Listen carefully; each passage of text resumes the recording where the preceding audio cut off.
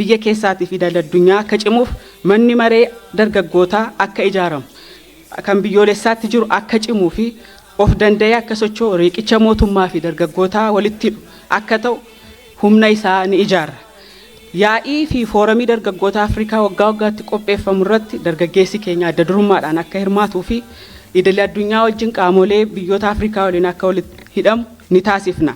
Tajaajila lammummaa fi fayyaadhaan wal qabatee tajaajila lammummaa kanaan dura ture gara tajaajila ogummaa irratti hundaa'e yookaan professional volunteering akka ceesifnu ni taasifna.